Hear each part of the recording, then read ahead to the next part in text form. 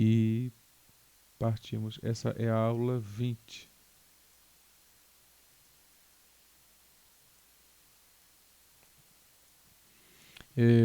Eu vou tentar deixar vocês aqui do lado.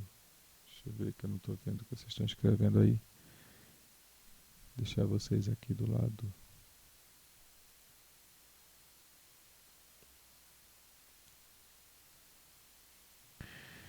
E, bem,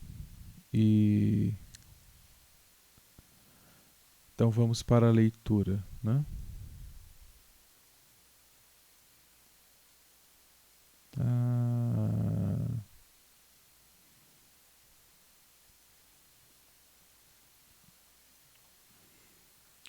baixou, subiu, subiu. Vimos tudo isso na aula passada, tá? E agora vamos continuar. Eu vou continuar daqui, porque eu acho importante fazer essa parte direito, né? Essa parte do entender o que é o comprimento de arco direito, eu acho importante. Então vamos lá. Então, comprimento de arco e curvatura. São duas informações muito importantes. Eu acho que eu já adiantei isso sobre a importância dessas duas informações na aula passada. Reapresentarei o comprimento de arco e a curvatura, fazendo algumas observações. Então, pois bem, a princípio, o comprimento de uma curva, né, ele pode ser calculado se a gente entende que a curva, por exemplo, ela é uma curva vetorial, ela é uma curva dada por uma função vetorial. Eu faço isso, eu não sei dizer. Pronto, está aqui. Onde é que tem o marcador? Acho que é aqui, né? Marcador, pronto. Então, se você pega a função vetorial, eu marco tudo, né? Eu não sei marcar só aqui. Como é que marca só aqui? E como é que desfaz isso? A borracha desfaz, professor. Apagar? Ok, pronto. Pois bem, então não tem como deixar só. Eu queria só sublinhar como é que faz isso.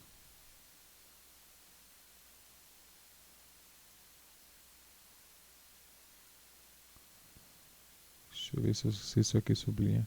Pronto, achei. Pronto. Então, pois bem. Então, tenho aqui supondo, né, uma função vetorial f de coordenadas, de funções coordenadas ft, gt, ht, com t variando de 0 a b, de a a b. Então, existe uma curva no espaço, né, que ela é dada pelos pontos que são extremos dos vetores dado pela função rt. E aí eu posso escrever os parâmetros da curva como sendo x igual a ft, y igual a gt e h igual e z igual a ht. E suas respectivas derivadas sendo contínuas, né? Então significa que a função é suave. Então o fato é que isso significa que a curva não tem autointerseção. Pelas derivadas serem contínuas, a curva não tem autointerseção. Então a curva é percorrida exatamente uma vez à medida que t cresce, né? Então, se isso acontece, então acontece isso que está aqui descrito na figura 1, e eu tenho o comprimento dado por esta integral, né? Em que esse termo aqui, o integrando, veja que ele é o quadrado da derivada das componentes da função vetorial rt, né? Então, sucintamente, podemos escrever que o comprimento, que é o comprimento da curva, ele é dado pela integral de AB da norma de RT. Isso aqui seria o vetor tangente, né? Então, o vetor que é tangente à curva no ponto T, tá? Para um T de A entre A e B, né? Então, quando você soma esses comprimentos, são comprimentos infinitesimais, né? Quando você está considerando T com a variação infinitesimal, tá aqui o infinitésimo, né? Então, quando você tem T com a variação infinitesimal, você tem o comprimento de todas essas abreviações de movimentos da curva, e isso vai me dar o comprimento da linha, do que é o trajeto do ponto da função dada pelos pontos que são imagens da função vetorial RT ao longo da variação de t variando de A a B. Né? Então o comprimento L é exatamente o comprimento da linha em azul aqui e é dado por essa integral. Pois bem, aqui ele faz um exemplo, né? Ele considera a hélice circular que é dada pelo comprimento, melhor, pelas funções de componentes cosseno t, seno t e t. Então significa que a curva ela dá uma volta, exatamente uma volta, no tempo 2t, né? De 0 a 2t, ela dá exatamente uma volta. Ela sai do ponto 100 e vai para o ponto de altura 0, né? O primeiro ponto, e o segundo ponto de altura 102π. Né? Então, se você cola esses dois pontos, isso dá exatamente uma circunferência. Né? Se você projetar essa curva no plano XY, isso vai dar a circunferência de raio 1. Né? Mas como eu tenho aqui a altura t, né? Então estou subindo, à medida que o ponto circula a circunferência, ele sobe e a altura vai ser exatamente a altura de uma volta. Né? E isso caracteriza a hélice circular. Circular porque o raio, né, se você pega um ponto qualquer aqui, o raio, né, é essa diferença aqui. Né? Esse ponto está... desculpa, não é aqui. Eu acho que a borracha apaga, né? Isso. Apaga. Não. Apagou. Pois bem. Então agora eu vou voltar de novo a canetinha. É assim. Tá? Porque aí se você pegar x, y, z, né? Para cada z, x, y tem comprimento 1, né? Que é exatamente coordenada cosseno t, seno t. O quadrado do cosseno t mais o quadrado do seno t dá 1. Né? Então os pontos aqui sobre essa curva, eles estão numa circunferência nessa altura, né? Na altura t de raio 1. Tá? Então por isso é uma hélice circular. É hélice porque está subindo. Né? O ponto aqui ele é um ponto que está no espaço, é um ponto espacial, né? Que tem altura dado por t. Tá? Pois bem, então ele pede aqui para calcular o comprimento de arco. Nada mais é do que calcular a derivada das funções componentes, calcular o quadrado, somar a raiz quadrada, o quadrado do cosseno mais o seno dá 1, então raiz de 2, a integral de 0 a 2π de raiz de 2, então 2 raiz de 2π. Esse é o comprimento da hélice circular. É o comprimento da curva em vermelho. Né?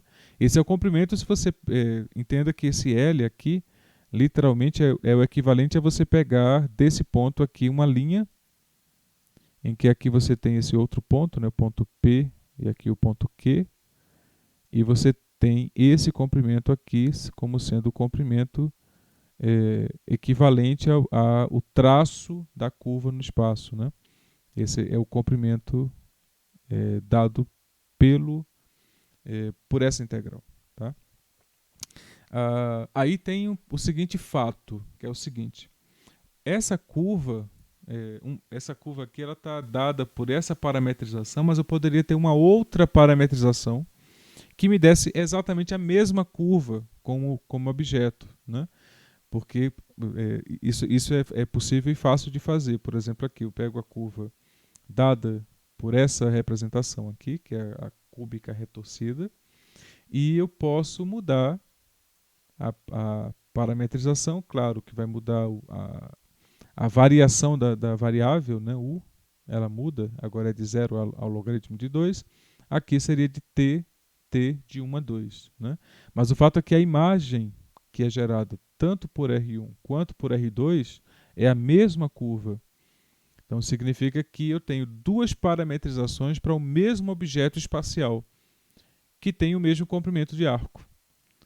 Então, o que eu quero, ao fazer isso, seria encontrar uma maneira de calcular esse comprimento, ou de usar esse cálculo para criar um parâmetro que seja invariante por parametrização, né? Então, esse parâmetro que é invariante por parametrização é o comprimento, é, é a função comprimento de arco, né? Ou seja, parametrizar a curva pelo comprimento de arco. Então, está aqui, parametrizar a curva pelo comprimento de arco. Isso torna a parametrização, como posso dizer, mais uniforme.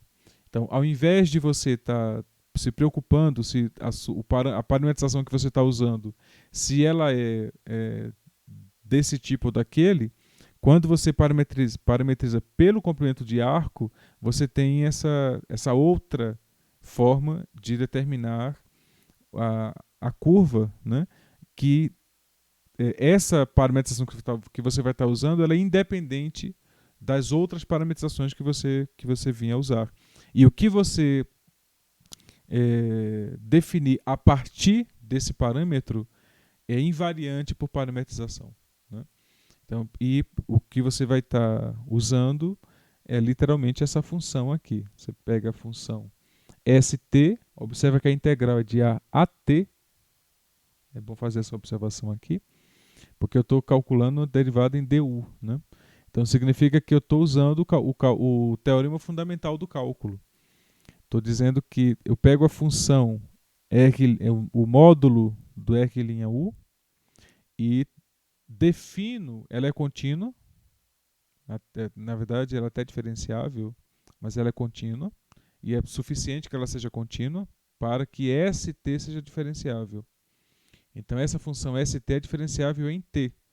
Tá? Por isso que existe a derivada de ds dt, né? Pelo teorema fundamental do cálculo. Então está aqui, ó, parte 1 do teorema fundamental do cálculo. A gente tem a derivada de ds dt bem definida como sendo a norma, porque aqui nesse caso, quando você deriva, você tem a função que tá integrando, né? A derivada da função st vai ser a função que você está integrando. Então, ds dt é a norma da R'(T), a gente viu que dado um ponto T, R'(T) é tangente à curva.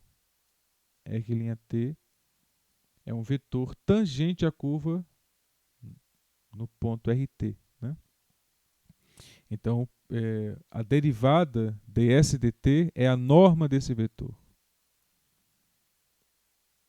Isso só corrobora o fato de que o que eu estou fazendo agora é determinar uma função para cada t que calcula, que varia de acordo com a norma da velocidade, né? Que isso é exatamente a unidade de variação do comprimento de arco, né?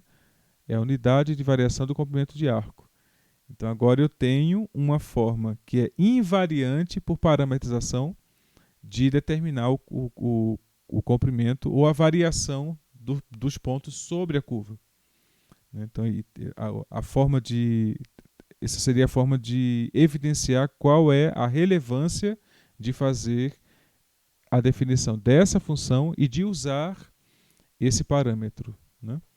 De usar o parâmetro que seria o comprimento de arco.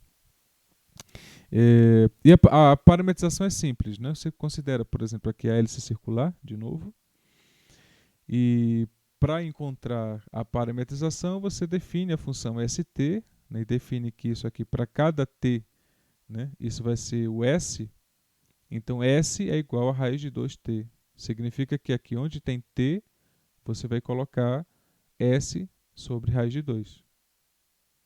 Né? Então, a curva ela passa a ser parametrizada, pelo comprimento de arco, né? Então, essa a forma de fazer, e as vantagens nós já vimos. Pois bem, então uma das formas de aplicar e como consequência a definição de comprimento de arco E mais que isso, né, a definição de vetor velocidade é o de curvatura.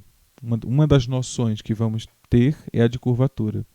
E considerando o vetor tangente unitário, que é dado pelo quociente do vetor velocidade, ou seja, é o vetor que está na mesma direção do vetor velocidade, mas unitário, né?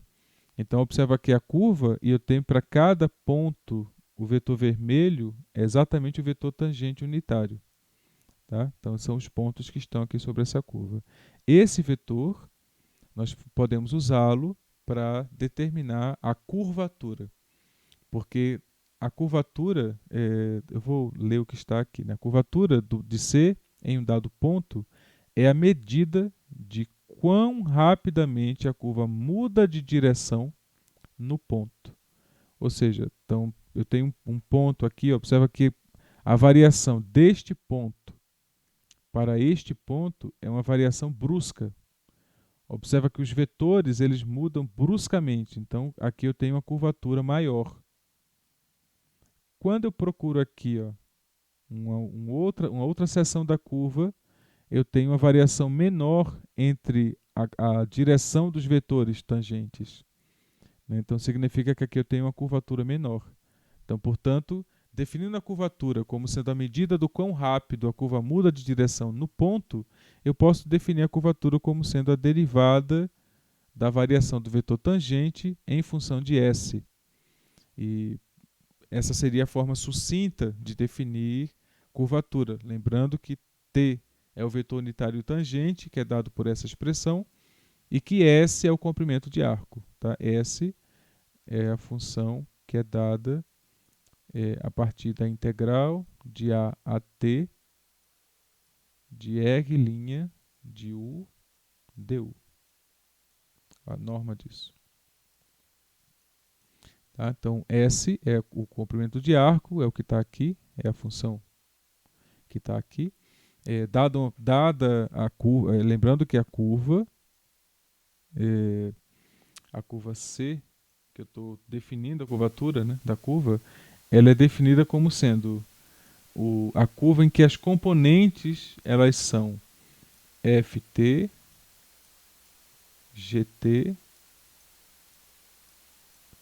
Ht, para T variando de A a B, e que essas componentes elas são, na verdade, as componentes de uma função vetorial, em que f é a primeira componente, ft'i, g é a segunda componente, gtj, e h é a terceira componente, hk. Ao fazer esses rabiscos aqui, eu fiquei agora com a impressão de que eu estava riscando o livro, acredita? Eu me senti mal aqui, porque que de fato é o livro que está aqui, né? E eu fazendo esses rabiscos pensei, caramba, eu estou riscando o livro. E tendo aqui o Paint à minha disposição e eu aqui riscando o livro, né? Mas bem, esqueçam. Cadê? Deixa eu trazer vocês de volta. Pois bem. Então que fique claro que a curva a qual estamos nos referindo é essa curva aqui, essa curva C, que tem essa estrutura. Ela é a curva em que os seus pontos são imagem, são pontos gerados em que as coordenadas, a primeira, a segunda e terceira coordenada são exatamente as funções componentes de uma função vetorial RT, né, que tem componentes FT, GT, HT. Tá? Então são funções contínuas e pelo menos uma vez diferenciáveis. Tá? E as derivadas estamos considerando contínuas. Para que o campo de vetores seja contínuo, isso significa que a função não tem rupturas. Então a curva C é uma curva suave. Suave porque ela não tem autointerseções nem tem rupturas. Elas não têm cumes. Né? Então para cada ponto eu vou poder definir um vetor tangente. Tá? Entenda isso. A curva que estamos definindo tem essas características. Aí, por causa dessas condições, eu posso definir a curvatura como sendo esse número aqui. Isso aqui é um número. Tá? É o módulo de um vetor. Isso é um número.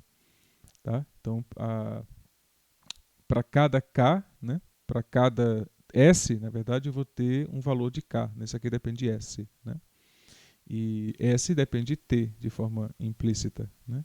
Então, ou seja, para S variando como posso dizer, aqui, ó, quando eu defino S como sendo essa variação, você tem U, né? Variando no que seria o equivalente a essa variação aqui. Então você tem T variando de tem U variando de A a T, né?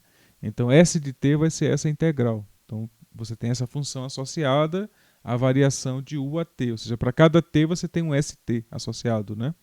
Então ficou claro aqui, né? Eu acho. Quando você tem para um dado T, você tem S como sendo duas vezes raiz de 2t, né?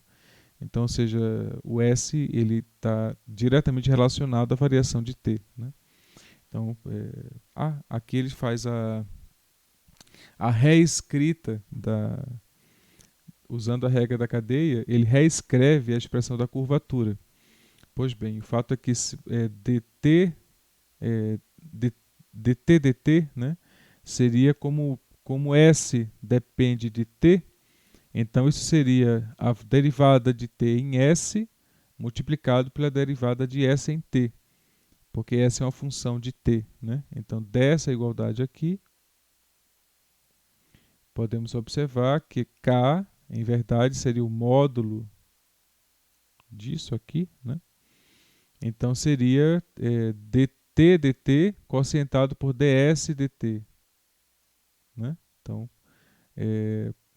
e o numerador aqui é a derivada do vetor unitário, tangente, e o denominador, como a gente viu aqui, ó, pela definição de S. Quando se define S dessa maneira, a derivada de S em t é a norma de R'(t). Então, tá aqui. A norma, o denominador, é exatamente a norma de ds dt, né? Então, essa é a forma de reescrever a derivada de K, né? A curvatura, não a derivada de K, a curvatura da curva C, né? Então, mostre que a curvatura de um círculo de raio A é 1 sobre A. Vamos ver rapidamente como é que fazemos isso. Podemos tomar o círculo com centro na origem e parametrizado dessa forma, né? Então, isso aqui é uma curva no plano. A primeira componente, A cosseno t, a segunda componente, A seno t. Isso se você pega o círculo, o plano, isso aqui é o círculo de raio A, né?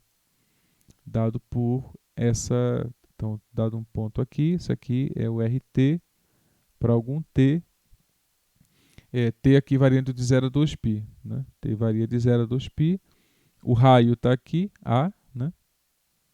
Então, essa a curva gerada por essa função vetorial, no plano. Então, a derivada é a derivada da primeira componente, mais a derivada da segunda componente. O módulo vai ser exatamente A, porque aqui é o quadrado disso mais o quadrado disso, e a raiz quadrada, né, da soma dos quadrados, então vai dar A ao quadrado, a raiz quadrada de A ao quadrado, A. Naturalmente, estamos considerando que o raio é positivo, né, então raio A. Precisamos, para a curvatura, calcular a derivada de dt e a derivada de R', né? A derivada de R' está aqui, calculado inclusive o módulo, exatamente o que precisamos.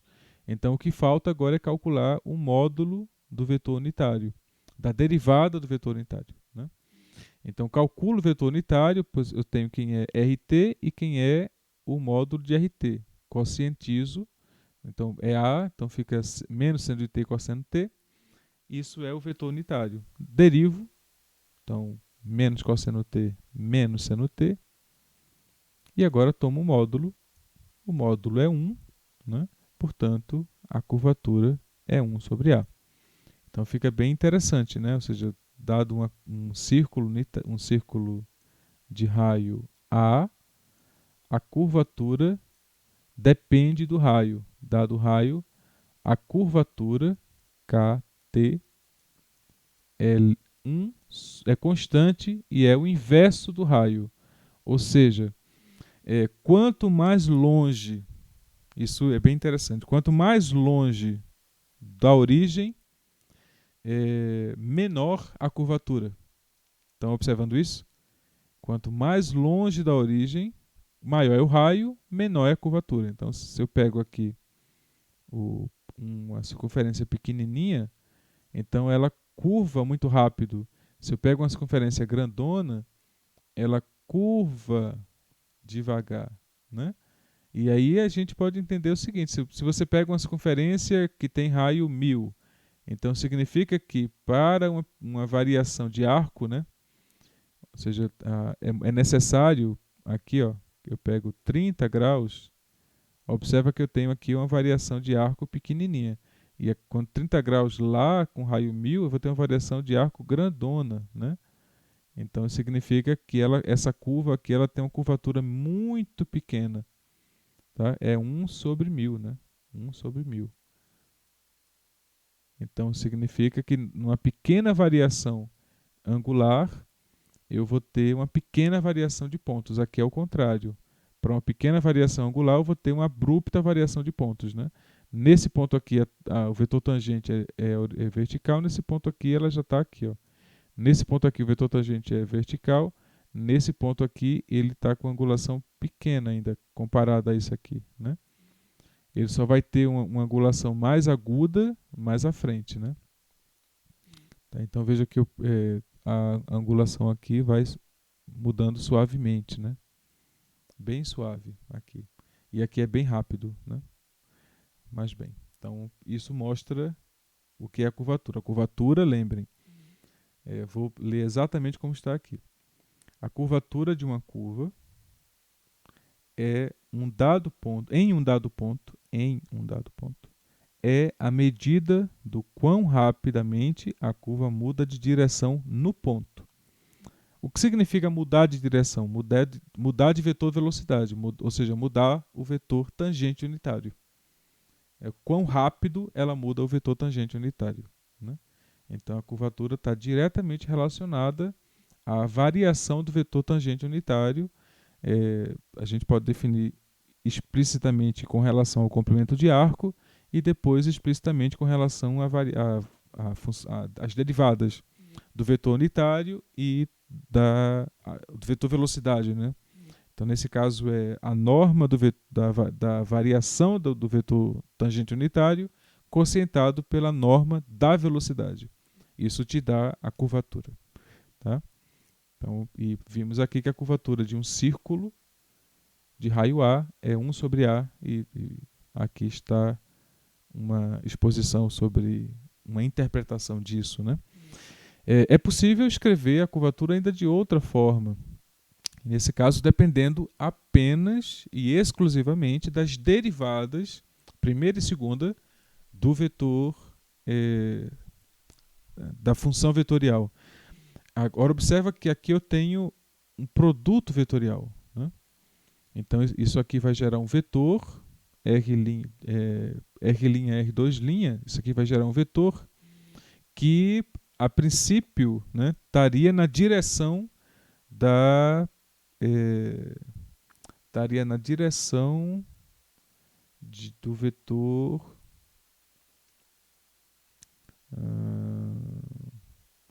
Vamos ver as contas e aí a gente vai ver a direção desse vetor aqui. Está aqui, na verdade, né? É um vetor que está na direção de t, t', né? Então é um vetor que está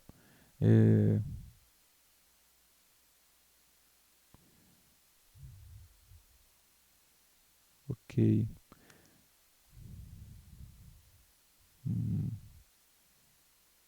Está na direção da derivada de t. Né? Certo. É como tem que estar, né?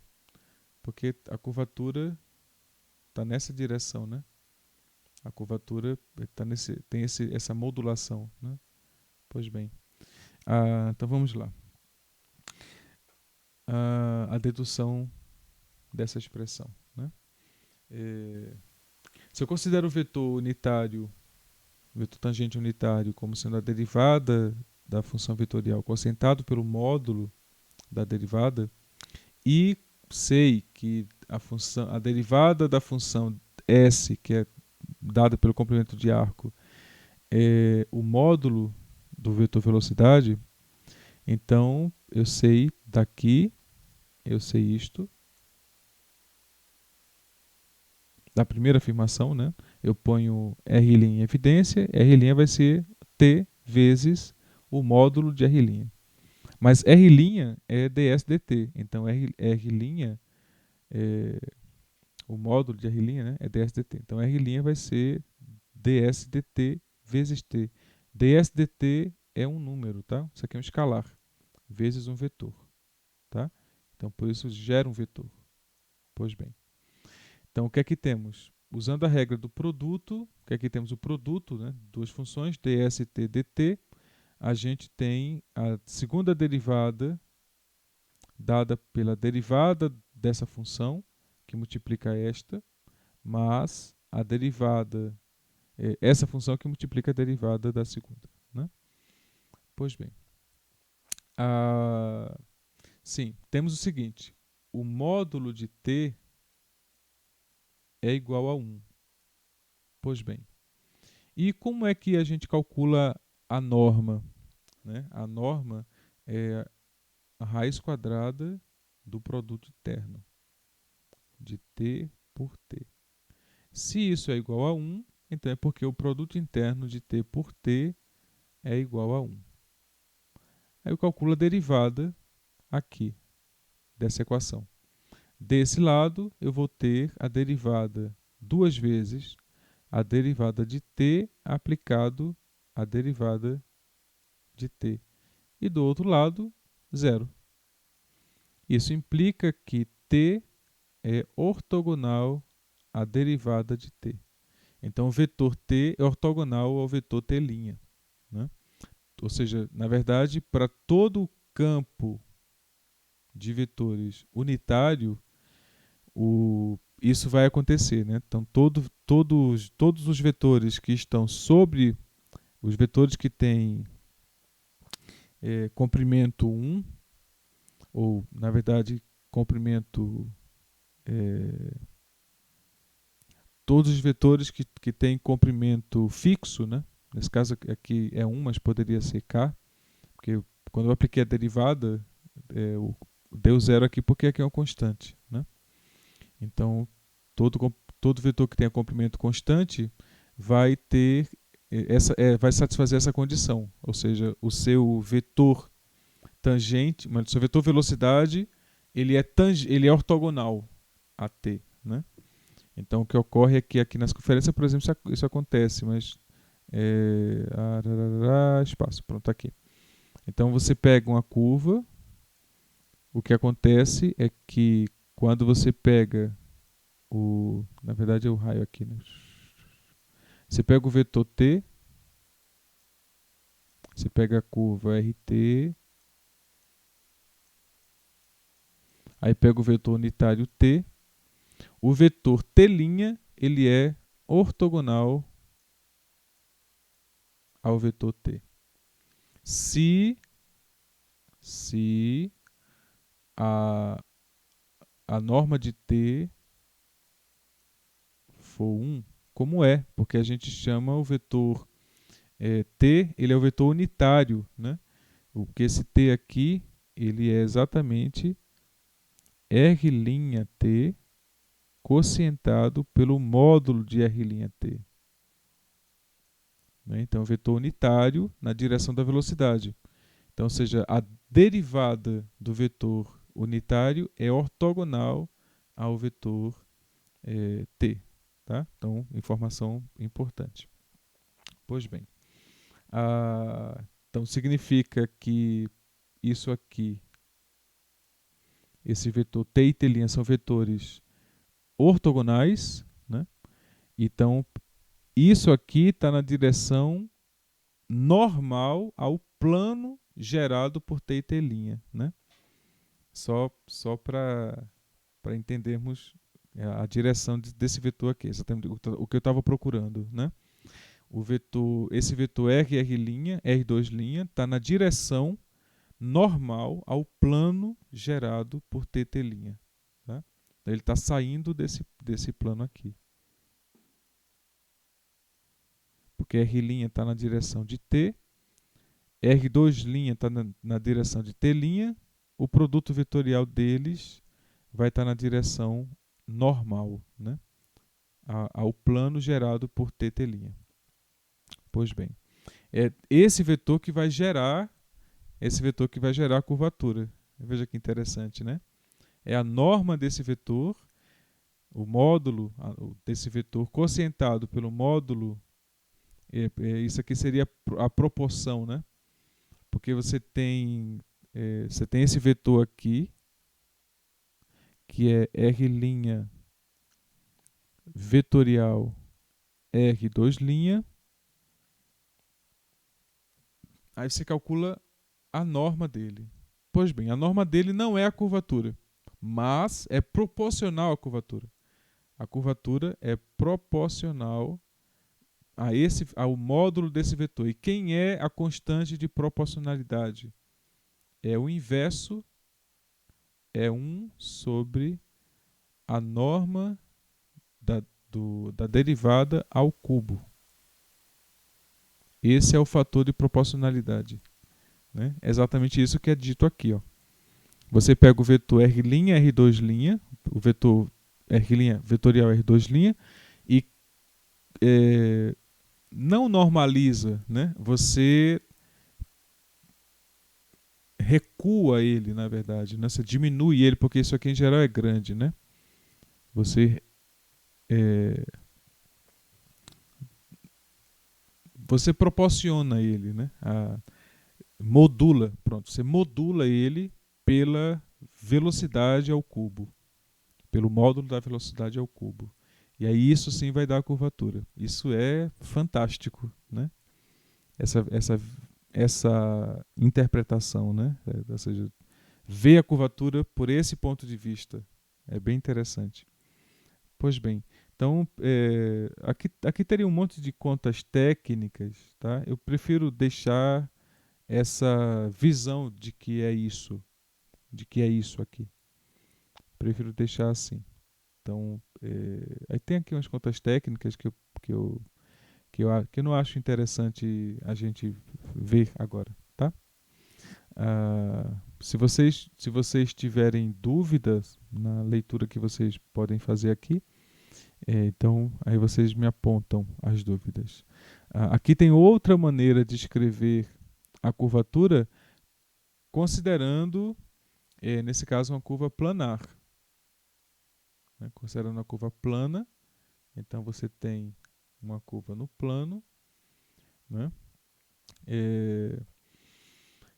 Certo, uma curva plana em que seja seja o gráfico de uma função, né? Aí a curvatura é dada por essa expressão aqui. Né? Isso é de simples obtenção, né? É resultado direto do teorema 10. Mas bem, então agora sim. Então, uma coisa que eu já adiantei em outros momentos, né? E agora volto a apresentar, são os vetores normal e binormal. Então lembra, tá aqui, ó, dado uma curva, você tem naturalmente, né? A partir do eixo, nós temos 3 referências, que são referências fixas. Mas o que eu quero agora é uma referência moldada pela variação do ponto ao longo da trajetória dada pela curva C. Lembrando que a curva C ela é a trajetória do ponto vetorial dado pela função vetorial. Né? Essa é a curva C. E quando eu considero a trajetória desse ponto, eu tenho o que é chamado de triedro de Frenet, que é exatamente o vetor tangente na direção da velocidade, o vetor normal, que que nesse caso, que está na direção ortogonal dado pela variação do vetor tangente, e o vetor binormal, que é o produto vetorial desses dois, que é exatamente a direção ortogonal a esse plano, né, que seria o plano tangente. O plano tangente é definido, ou o plano osculador, é definido exatamente pelo vetor velocidade e o vetor tangente, desculpa, o vetor, porque é na direção do vetor velocidade, né? Então, o vetor unitário na direção do vetor velocidade e gerado pelo vetor que é a derivada do vetor unitário. A gente normaliza esses dois vetores, tornando eles unitários, né? Para que a gente possa ter uma base canônica de vetores, pseudo-canônica de vetores, ao longo da trajetória da curva. Isso é o que chamamos de triedro de Frenet, né? Então, vamos ver um exemplo, acho que fica mais interessante ver um exemplo. Então, a gente considera, por exemplo, a hélice circular, de novo, né? Dada a hélice circular, de componentes da função vetorial cosseno t, seno t, t, naturalmente precisamos encontrar os três vetores. O vetor t, ele é o vetor unitário na direção da velocidade. O vetor n é o vetor unitário na direção da variação do vetor unitário. E o vetor b é o vetor que é o produto vetorial nesta ordem. Tá? Lembrando que quando você considera a variação n, se você pegar n vetorial t, você vai ter menos b. Certo? É o vetor, claro, que vai ser também normal ao plano osculador, mas na direção contrária. Tá? Então, é bom prestar atenção nisso. Pois bem, então, dado t, eu vou ter, dado por essa expressão, né? Então, se eu tenho r'(t), eu sei que essa expressão vai gerar essa expressão aqui. A derivada de t' simplesmente é calcular a derivada das componentes. Então, tenho aqui a derivada de t', a norma da derivada, e calculo, então, o vetor normal, que é o quociente do vetor t' pela norma. Então, tenho aqui o vetor normal, escrito aqui em forma de componentes, né? Como ele é um vetor no plano, como a hélice está no plano, né? Não, na verdade, porque a derivada dá zero, a segunda derivada de t dá zero, né? Então, a derivada aqui, a segunda derivada disso aqui dá zero. Então, por isso que ele, na verdade, o que acontece é que, como tenho a hélice assim, o que acontece? A velocidade está para cá e a t', olha que fofo, t', ele está na direção que é o plano que contém t', é paralelo ao plano, se eu considero aqui os eixos, o plano que contém t' é paralelo ao plano xy. Por isso que a terceira coordenada dá zero. É paralelo ao plano que contém xy, né? Pois bem, então para cada ponto aqui eu vou ter t', e o binormal, isso aqui vai gerar o n, né? Então tem t, n e b. Então para cada ponto eu vou ter aqui o triedro de Frenet, né? Dado por esses vetores. E aí, intuitivamente, o que vocês devem pensar é que, dada a curva, intuitivamente, cadê? Eu quero espaço aqui. Pronto.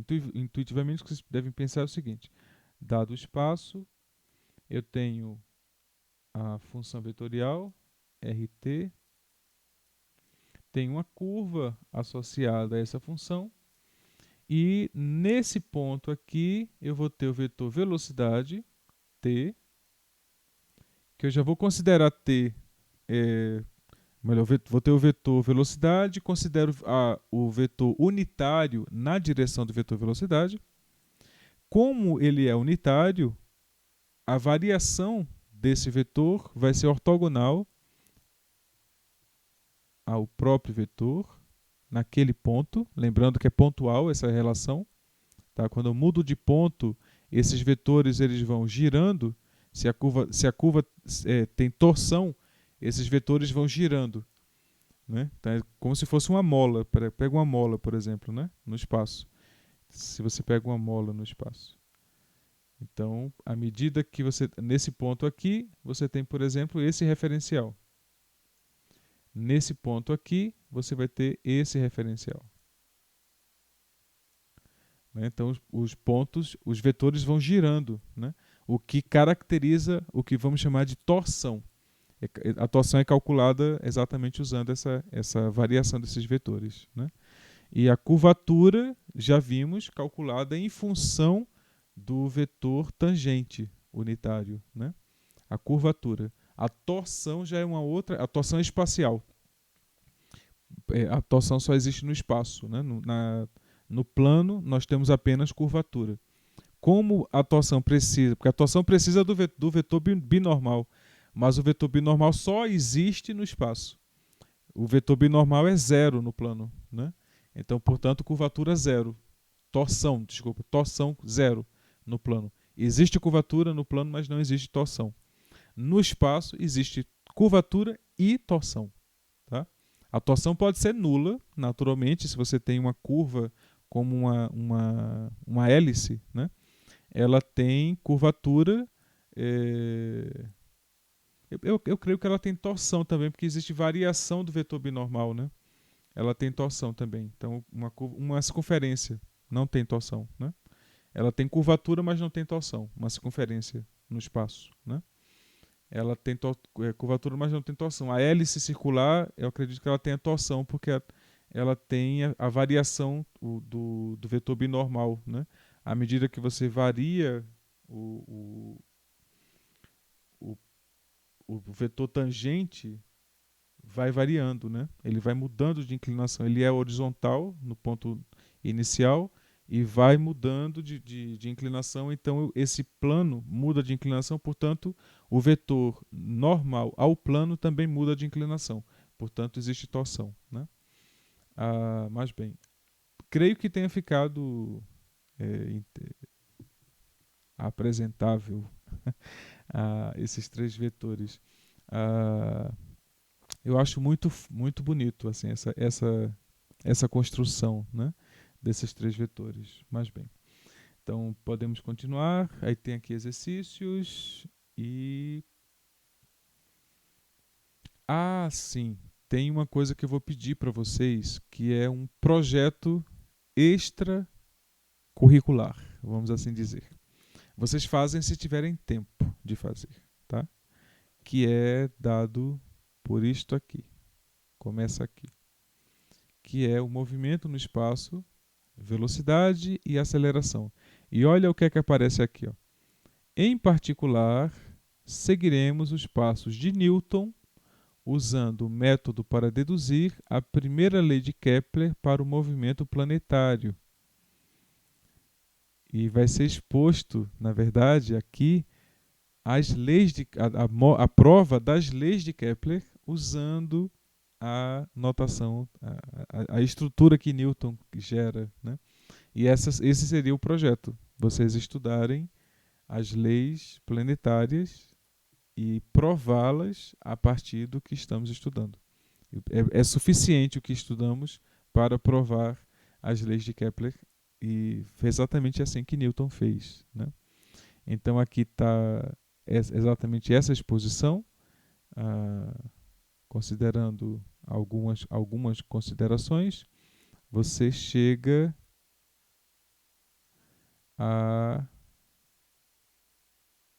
às leis de Kepler para o movimento planetário.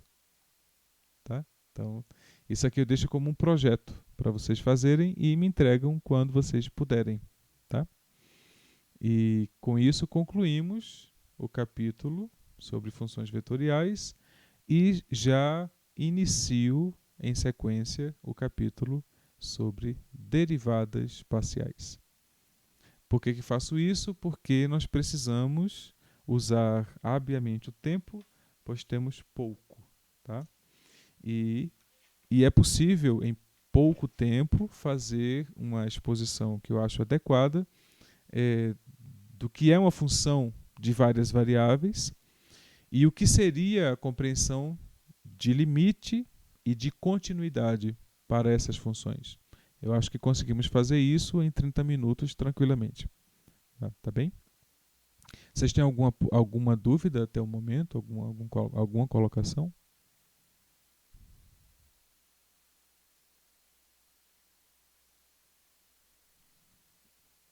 Vocês estão conseguindo acompanhar? Sim, sim? Não, não?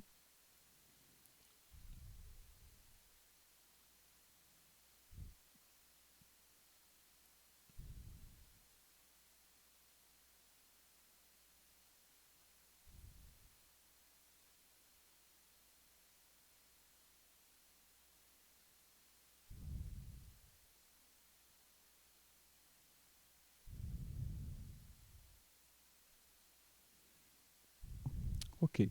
Então, vamos continuar, tá? Eu vou usar de forma abreviada a estrutura do livro para fazer as definições e usar as bordas do livro, que eu vejo aqui que tem muito espaço, né, para fazer as observações aqui mesmo. Então vamos lá. Então, primeiro, definir o que é uma função de duas variáveis, né? É uma regra que associa a cada par ordenado xy em um conjunto D, que vamos chamar de domínio, um número que chamamos de fxy. Então, literalmente é isso. Você pega uma região D no plano xy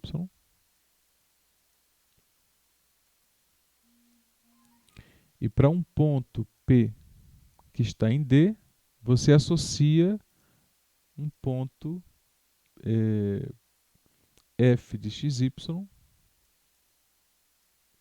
um valor, né, f de xy, que vai ser a coordenada, que é a altura do ponto, nesse caso P'. Então, esse ponto P' tem coordenadas, esse ponto aqui tem coordenadas xy. Então, o ponto P' vai ter coordenadas xy, f de xy. Tá? Então, é um ponto no espaço em que as duas primeiras coordenadas são as coordenadas do ponto no domínio e a terceira coordenada é exatamente gerado pela função f de xy. Né? Então, o que nós estamos fazendo é relacionando pontos que estão em um conjunto no plano à reta real, né? Então, a função f de xy, ela pega um conjunto D e leva na reta. E o que fazemos é pegamos um ponto, um par xy e geramos o número f de xy. Tá? Então, o gráfico de uma coisa que tem essa estrutura é o que nós chamamos de superfície. Seria uma superfície. E nós vamos estar interessados em superfícies que são regulares, né? Nosso interesse é exatamente esse. É de estudar funções que sejam suficientemente comportadas, ou seja, sejam contínuas, tenham derivadas, que as derivadas sejam contínuas e que a gente consiga, por causa disso, definir para cada ponto um plano tangente à superfície, que seria o gráfico daquela função, e por causa dessa possibilidade, a gente determina que que a função gera uma superfície no espaço e essa superfície é regular, porque para cada ponto eu tenho um espaço tangente definido intrinsecamente pelas componentes da função f de x, y. Então, a gente vai entender mais à frente a estrutura, né? Como é que construímos esse espaço tangente que ele é dado pelas derivadas, né? Como vocês já sabem o que é derivada, então eu posso fazer a exposição com essa observação.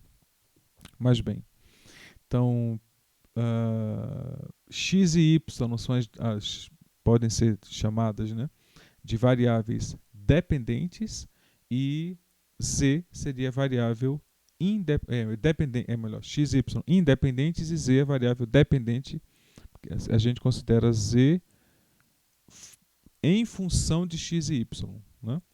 Então, quando a gente pega, por exemplo, a gente pega um plano no espaço, eu pego, por exemplo, um plano que seja paralelo ao plano XY, o que é que acontece? Quais são as coordenadas desse plano?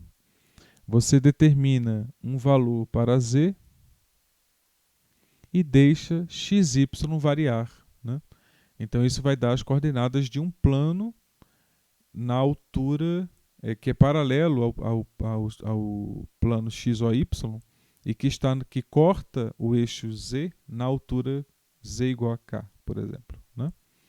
Então, quando você considera agora quais são os pontos, quais são as coordenadas de um ponto nesse plano, exatamente xyk, né? E então significa que a função que gera essa superfície, ela tem coordenada, ela é uma função constante, né?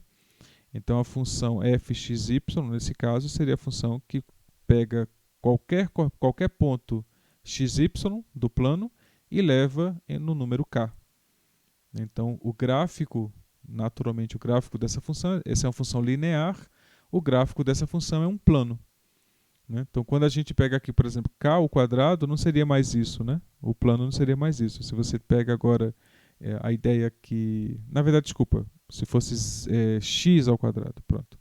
Se for, porque x tem que ser variável, né? O k seria constante. Então tem que ser variável. Nesse caso, você pega x quadrado, isso aqui não seria mais um plano, né? Porque na variável y seria linear, porque a dependência de y é linear, é livre, né? Mas a dependência em x não é mais linear, né? Isso teria curvatura na direção de x, tá? Então, só para expor o que ele aqui determina como variáveis independentes e variável dependente. Isso é muito importante para a noção de equações diferenciais, porque lá a gente precisa entender quais são as variáveis dependentes e quais são as variáveis independentes para entender sobre que variável estamos calculando a solução, né? Mas bem, aqui ele faz essa exposição porque nesse volume ele começa com equações diferenciais, então fica implícito, né, isso. Mas bem, ele aqui faz algumas exposições de funções que tenham expressões que geram números, né? Dado xy, eu tenho aqui raiz quadrada de x mais y mais 1 sobre x menos 1. Naturalmente isso aqui é um número real. E para uma certa variação de xy, né? Então aqui está pedindo para calcular o domínio, eu acho, isso. Para encontrar o domínio, né? Calcular f de 3, 2 e calcular o domínio, né? São coisas relativamente simples, né? Observa que, por exemplo, aqui eu quero que o ln esteja bem definido. Então significa que o fator, né, que o logaritmando tem que ser positivo. Então y quadrado menos x tem que ser positivo. Portanto, y quadrado tem que ser maior que x. Aí você determina que o que é y, essa relação, né, de y quadrado maior que x e observa o domínio disso, né? Então aqui está essa representação, né? Você considera a parábola x igual y². E agora eu quero que o y² seja maior que x, né? Então eu estou fora da parábola, né? Então é exatamente o que está em laranja aqui, né? Y² tem que ser maior que x. O y² menor que x, porque a parábola divide o plano em duas partes, né? A parábola é contínua, então tem o teorema da curva de Jordan, né? Que diz que é uma curva contínua divide o plano em duas partes. Então podemos entender que essa aqui é uma curva não fechada, o teorema da curva de Jordan é uma curva fechada, né? Aqui é uma curva não fechada, né? Mas se você imagina o ponto no infinito, né? A ideia é que quando x vai para infinito, tanto a parte superior quanto inferior da parábola vão para infinito. Você pode imaginar esse ponto no infinito fechando a parábola numa circunferência, né? E aí você tem a parte externa da parábola e a parte interna da parábola e desconstrói essa imagem do ponto no infinito e agora continua com essa parte interna e externa da parábola, né? Entendendo aí o que seria a região que é o domínio da função f de xy. Tá? Então, a gente observa que existe uma mudança de paradigma, né? Primeiro, quando estamos tratando de funções a uma variável, nós temos apenas duas direções possíveis, né? Então, dado uma função de uma variável, o intervalo AB, nós temos duas direções possíveis. Eu posso me aproximar de A ou me afastar de A. Então, indo de B para A ou indo de A para B. Essas são as duas possibilidades. Quando eu acrescento uma outra direção, eu posso sair de B e me aproximar de A dessa forma, por exemplo. Ou posso dessa forma. Ou eu posso fazer isto. Existem infinitas maneiras de se aproximar, dados dois pontos, existem infinitas maneiras de sair de um ponto e me aproximar de outro. E é exatamente isso que dá esse salto quântico teórico, técnico, né? Sobre como analisar a aproximação para funções de uma variável e para funções de mais de uma variável. Então, é por isso que a gente estudou sequências e estudamos curvas paramétricas no espaço, porque a gente vai precisar desse tipo de argumento para poder decidir sobre, por exemplo, a existência de limite, sobre o que significa agora uma função ser contínua, funções de várias variáveis, pelo menos duas variáveis, o que significa uma função a duas variáveis ser contínua, né? Então, já vemos aqui que a determinação do domínio não é mais uma coisa tão óbvia. Agora precisamos de uma estrutura geométrica bidimensional e do estudo de regiões delimitadas por curvas para poder determinar o domínio, né? Então veja que tanto no primeiro caso quanto no segundo, eu tenho tenho desigualdades que são delimitações de curvas para determinar qual é o domínio, né? Então tem esse aqui para o primeiro caso e esse aqui para o segundo caso, né? Então temos aqui o primeiro caso aqui e o segundo caso aqui, né? Eu falo o primeiro caso é a função A e o segundo caso é a função B. Então temos esses dois casos e observamos já de imediato que a estrutura da região onde a função está definida já não é mais uma coisa óbvia. Varia com muita rapidez a análise de como determinamos essa estrutura, né? Então, no primeiro momento, vamos ter que estudar desigualdades que está relacionado entre as variáveis que são independentes, né? Porque nós queremos entender quando é que estamos gerando números reais, né?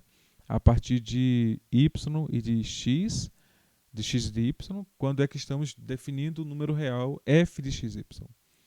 Então, para isso, precisamos entender a partir das componentes algébricas que definem a função f de xy, ou número real f de xy, queremos entender agora quais são as indeterminações algébricas dessas expressões. E isso determina o domínio, assim como fazia para funções de uma variável, né? Tínhamos essa mesma especulação para funções de uma variável. Agora, para funções de duas variáveis, temos um âmbito um pouco maior, mas é a mesma concepção de validar as expressões que compõem o número f de xy e determinar que esse número seja um número real, né? Então, para quais condições esse número é um número real? Isso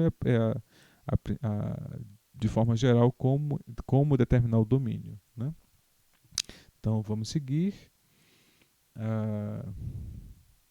Então, o gráfico já definiu o que seria, né? Então, o gráfico seria aqui a superfície S, que é o conjunto dos pontos que são gerados pela tripla XY, f de XY, né? Essa é a definição do que seria o gráfico. E aí eu já adianto que o gráfico de uma função que é regular ou que é diferenciável, que tenha que esteja regularmente definida, é uma superfície. A gente vai ter a oportunidade de ver isso com mais calma, mas já posso adiantar isso. Vamos estar interessados em estudar gráficos de funções como superfícies. Tá? Temos esse interesse. Mas, genericamente, o gráfico seria a imagem, seria o conjunto das triplas geradas pela imagem dos pontos do domínio, pela expressão f de xy. Então, compilamos as triplas x, y, f de xy, e esse conjunto de pontos chamamos de gráfico da função. Assim como no caso de duas variáveis, né? Você de uma variável, desculpa, você tem lá as duplas, né? Então, só que lá no caso são curvas, aqui são superfícies, tá? São coisas que estão no espaço, né? Aqui eu tenho um plano, tá? Que é dado por esse triângulo aqui, né? É a expansão desse triângulo, na verdade. O gráfico da função f de xy aqui, né? Seria a expansão desse triângulo, né? É uma função linear. E tem aqui a esfera, que é um gráfico bem canônico, né? Então você pega, por exemplo, g de xy igual a 9 menos x quadrado menos y quadrado, isso vai gerar a calota superior da esfera, né? Então, de raio 3. Então, por isso os pontos 300, 030, 003 no primeiro quadrante, né, de cada das três coordenadas. Então, são os pontos que cortam os eixos na parte positiva, né?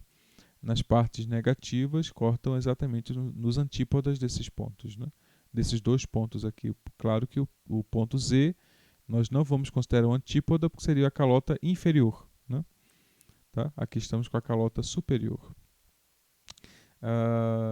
E aqui tem uns exemplos que vocês podem acompanhar. Está aqui o paraboloide, vocês viram provavelmente isso em geometria analítica, né? As quádricas nós vamos usar muito, tá? Então façam, se não lembram, façam uma rápida revisão das quádricas. Nós vamos usar com muita frequência as quádricas. E aqui alguns exemplos de funções, de gráficos, né, de funções, então com as respectivas expressões. Então, exemplos gráficos, né? Então, mostrando a variabilidade e agora o potencial de complexidade que estamos encontrando. Imagina, por exemplo, para essa função aqui, você determinar os planos tangentes, né? Eles mudam quando você muda de vizinhanças, eles mudam drasticamente, né? E quando você se aproxima do zero, olha o que acontece, né? Então, o 0,0 aqui é um problema, né? Na verdade, o 0,0 é um problema para quando você tem funções quocientes que são lineares, né? O produto. O 0,0 vai ser sempre um problema. Mas bem, Uma característica que é de importantíssima análise para superfícies e é usado na topografia, por exemplo, né? Cartografia também. Quem já viu mapa sabe que quando você pega essas regiões que são delimitações, né? Você está, na verdade, observando alguma coisa que não tem muita regularidade. Isso aqui seria uma coisa espacial. E aí, quando você vai olhar as regiões, essas curvas que estão a uma certa altura, essas curvas são chamadas de curvas de nível. E o nível é literalmente a altura. A palavra nível aqui representa literalmente a altura. Observa que o que está definido como curva de nível é quando você considera que o número que é a imagem é uma constante. Então significa que eu estou considerando um intervalo discreto. Eu tenho o contínuo, eu pego o intervalo discreto, pego algumas constantes e tento entender para essas constantes aqui, K1, K2, Kn, tento entender para essas constantes qual é o comportamento entendendo que o que eu quero é entender a superfície S. Né? Eu quero entender a superfície S em azul. Mas o que eu faço? Eu considero alguns valores discretos e olho lá embaixo no domínio, né, o que são as pré-imagens dessas curvas sobre a superfície. O que é pré-imagem? É você considerar, por exemplo, aqui, para o valor K, eu quero que f de xy seja K. Mas para quais, a pergunta é, para quais x e y, f de xy foi K? Aí você vai lá embaixo no domínio, você desce, e você vai encontrar lá embaixo no domínio quais foram os valores de x e y que geraram essa curva K aqui. Nesse caso, é uma circunferência aqui em cima e lá embaixo, né? Nesse caso aqui do lado, essa superfície aqui é uma coisa muito louca, né? No sentido que isso seria um monte, né? Então ele é completamente irregular, né? Por isso que as curvas de nível não são circunferências, né? Elas são curvas fechadas, mas não são circunferências. E obviamente a gente observa que quando eu vou transversando essas curvas, eu vou subindo. Né? Quando eu vou me aproximando desse ponto aqui, eu estou subindo. Né? Então aqui seria o cume desse monte. Né? Então naturalmente aqui está 4.000, 4.500, 5.000, né? 5.500. Então observa que à medida que eu estou subindo aqui, eu vou ficando mais alto. Né? Então ali, e de forma geral aqui quando eu vou entrando, né, eu estou indo para uma posição mais alta. Mas isso porque essa superfície ela tem essa característica. Ela poderia ter essa outra, ela poderia ser assim. E aí significaria que quanto mais eu entro, mais baixo eu fico. Né? Então aqui seria um paraboloide com curvatura negativa que um paraboloide com curvatura positiva. Vamos entender, por exemplo, que todo ponto de máximo, ele é na vizinhança do ponto, ele é um paraboloide com essa curvatura. Todo ponto de mínimo é um paraboloide com essa curvatura. Por isso o teorema de Taylor é tão importante, né? Porque o teorema de Taylor me diz que eu posso aproximar para uma função que seja suficientemente regular, ou seja, que ela tenha derivadas parciais. O que são derivadas parciais? São derivadas nas direções x e y, porque eu tenho duas direções regulares agora, né? Tenho a direção canônica x e a direção canônica y. Então, a função depende dessas duas variáveis, eu posso derivar em cada uma delas. Faço essas derivadas, eu quero que elas sejam contínuas, e quando agora eu observo se elas são regularmente diferenciáveis, se a função tem essa característica, eu posso definir para cada ponto um plano tangente a partir dessas duas derivadas, e esse plano tangente ele gera ali uma aproximação linear da superfície. Essa aproximação linear é dada por um polinômio, independente de quem seja a função. Observa que eu tenho aqui acima funções que não são polinomiais, né?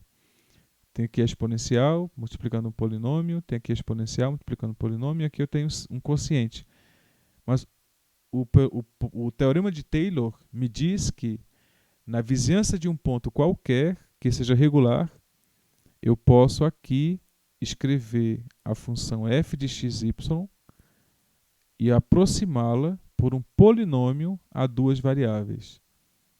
Isso é uma coisa espetacular. Espetacular o fato de poder fazer isso. E esse polinômio, a gente sabe escrever exatamente quem são os coeficientes em função das derivadas parciais de f de xy.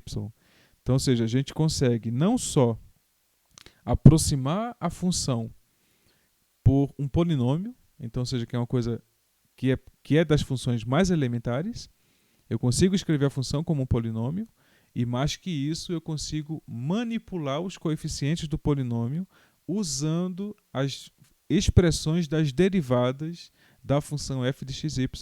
Então, eu consigo moldar o polinômio à variação das funções. Então, quando eu estou nesse ponto aqui, provavelmente esse polinômio seria próximo de um polinômio linear. Quando eu estou num ponto mais aqui, esse polinômio aqui seria próximo de um hiperboloide, né? Então veja que aqui já tem outro tipo de característica nessa região aqui, né? A função tem outra característica. Quando eu estou num ponto aqui, de novo, talvez um paraboloide.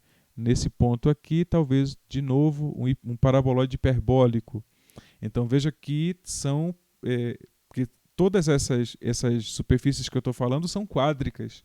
E quádricas são superfícies algébricas, ou seja, superfícies que são geradas por polinômios. Né? Então, é nessa configuração que o teorema de Taylor se aplica.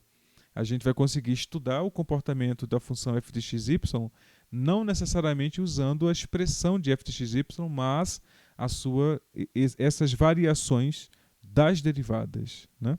Numericamente falando, você nem calcula as derivadas, você determina quem é f de xy, faz aproximações das derivadas primeiras e aproximações das derivadas segundas. E essas duas coisas são um problema numérico. Assim, um problema, quando eu digo que são de coisas difíceis de fazer. Tá? Então, a gente faz matematicamente, mas computacionalmente ainda é um problema de precisão, né? Quando as funções não são tão comportadas. Né? Então, ainda é um problema de precisão.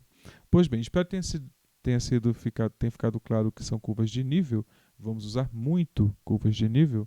Né? São naturalmente curvas que são definidas pela fixação da imagem da função f de xy, deixando variar xy no domínio. Então, pegar a pré-imagem do valor k, ou seja, o que significa pegar os valores de xy para os quais f de xy é igual a k. Tá? Então, seria essa a definição de curva de nível. Ele dá aqui outras definições, vocês podem ler livremente esse texto depois. E aqui está o paraboloide, né? Então, as curvas de nível bem óbvias, né? Então, aqui são paraboloide, eu acho que é elíptico, né? Está aqui, um paraboloide elíptico, porque já estava parecendo elipses, né? Porque aqui são elipses, ó, aqui embaixo, não são circunferências, né? São elipses. Tá? Quando você plota para cada altura k, você plota a pré-imagem, vai dar uma elipse. Né? Isso que é a curva de nível. E aí, lá no plano, você define essa curva de nível, o que determina um comportamento, o que possibilita você entender um comportamento de como é o gráfico da função. Né? É um tipo de comportamento bem interessante. E aqui está uma curva de nível bem bonita, né? Dessa função aqui. Né? Muito bonita. Está aqui uma outra. Pois bem. E aqui ele faz a abreviação para funções de três variáveis ou mais. Eu não vou fazer, tá? Porque são... sim, vou fazer só isso aqui. Isso aqui é interessante. Que é o seguinte. Encontre as superfícies de nível dessa função. Pois bem, o que é a superfície de nível? É quando eu considero f de x, y, z igual a uma constante. Pois bem, quando eu faço essa função igual a uma constante, isso dá uma esfera. Isso é uma esfera, né? Então, agora, por que é que faz sentido isso, né? Porque aqui é uma função de 3 variáveis. Então eu tenho x, y, z, f de x, y, z como o gráfico. Então o gráfico agora mora no R4. Né? Então no R4, quando eu considero uma fatia da superfície, o que eu tenho é uma esfera. Né? Então, quando eu pego a superfície, ela é uma superfície de dimensão 3 dentro do R4. Né? Se a função for regular, isso significa literalmente que é uma deformação de uma região regular no R3. Então você pega, por exemplo, um cubo, né? Pega um cubo no R3 e joga esse cubo dentro do R4. Então você tem um cubo dentro do R4, literalmente como se fosse uma imersão linear, né? Um mergulho linear. E agora, quando você pega genericamente uma função que não é linear, nesse caso, x² mais y² mais z², x, y, z estão no R3, a imagem de x, y, z está em R, a imagem está em R, portanto o gráfico está em R4. Né? Então, quando agora considero as curvas de nível, por definição, curvas de nível são as pré-imagens de valores para os quais f de xy é constante. Como f de xy é o quadrado das 3 coordenadas, deixando isso constante, eu tenho a expressão de uma esfera. Então, o que acontece é que agora, à medida que eu vou variando de esfera, eu vou poder entender como é que os pontos sobre a superfície vão variando, se eles vão ficando mais altos ou mais baixos, né? À medida que eu vou entrando ou saindo da esfera. Então veja que esse salto é talvez o salto que estejamos no limite de visualização, né?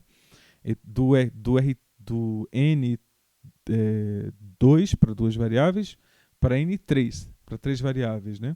Então, quando o nosso domínio sai do plano para o espaço, a gente perde a geometrização, a gente perde a visualização da geometria, mas a geometria ainda existe. Né? Então, mesmo que a gente não consiga ver, a gente consegue fazer a geometria. Então, a definição de espaço tangente, que torna-se fibrado tangente, a definição de derivadas parciais, de curvas de nível, tudo isso continua, porque teoricamente não há limitação para a variação de n. Né? A gente pode determinar o domínio como sendo uma região delimitada no espaço, R2, R3, R4, R5, a gente pode definir teoricamente para qualquer n. Né? O que vai dando interpretações físicas da geometria para outras construções. Né? Então aqui temos, por exemplo, essa que eu acho bem interessante, quando você pega, por exemplo, para ficar mais simples, né? Você pega, por exemplo, um cilindro, pegue um cilindro que seja um cilindro no R3, tá? Pega um cilindro no R3. Quando a gente pega uma seção do cilindro, mas pega um plano que seja paralelo a XY, isso vai dar uma seção circular do cilindro. Né? Isso é uma curva de nível. Isso é uma curva de nível no nível K. Essa curva de nível ela é uma circunferência.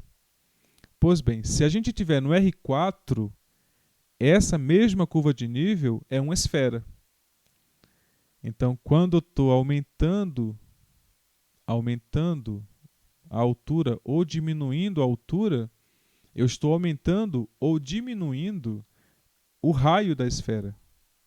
Né? Então, nesse caso, eu estaria com um cilindro no R4, com essa mesma estrutura aqui, em que cada plano secciona o cilindro em uma esfera que vai ficando maior à medida que eu subo e vai ficando menor à medida que eu me aproximo do zero. A esfera que está aqui embaixo, é o ponto na origem, né? Essa esfera aqui, quando o plano contém a origem, o zero do R3, a imagem vai dar a esfera que é o ponto no R4, né? Ah, tá. Aí a gente vai diminuindo e aumentando isso aí, né? A gente vai tendo essa variação de esferas, né? Que é a altura, o R aqui, porque lembra que aqui o K, ó, ele é o raio da esfera. Esse K aqui, quando a gente vem para cá, ele torna-se o raio da esfera, né?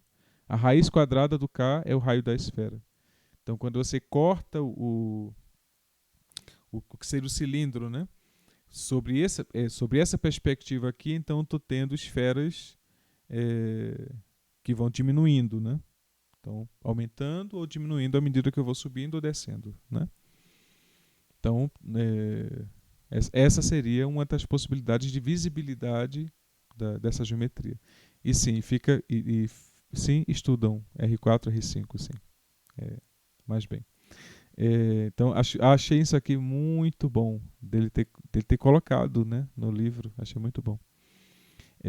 Mas bem, não sei se vai dar tempo. Eu acho que hoje é melhor não fazer, né, a introdução de limites e continuidades, porque estamos no limiar do tempo, né? São 9h50 já.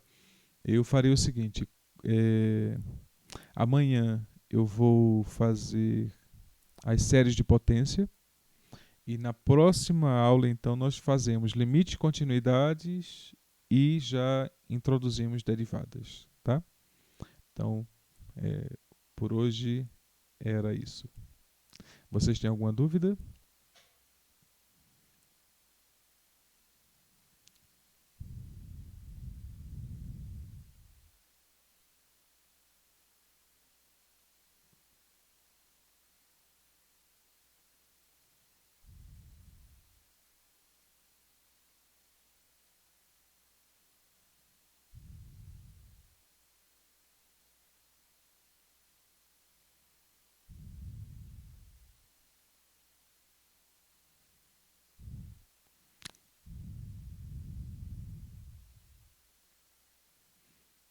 Ok.